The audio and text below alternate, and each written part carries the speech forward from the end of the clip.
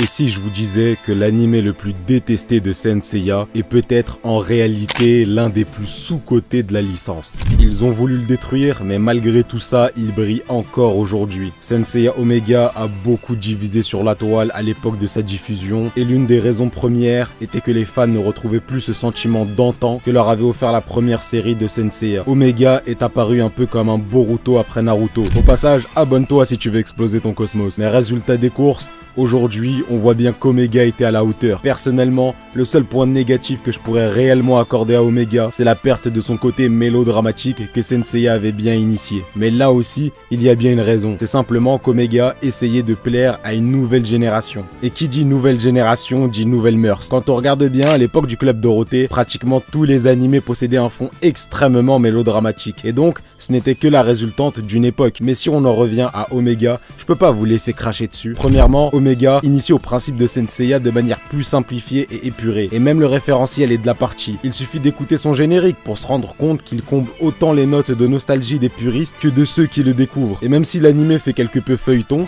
il n'est pas tiré à rallonge. Son animation est à son apothéose avec des contrastes et des couleurs plus diffuses. Mais surtout, ses combats. Alors ce que je vais dire risque de me surprendre moi aussi, mais les combats dans Omega sont d'un tout autre level. Rien que Seiya versus Mars, c'est du quasi jamais vu dans toute la licence de Saint Seiya, ou encore Koga versus Abzu. En bref, Omega a été conceptualisé pour marquer une nouvelle génération tout en faisant un énorme clin d'œil aux générations passées. Donc respectez-le parce qu'aujourd'hui encore, il brille. Brûle mon cosmos!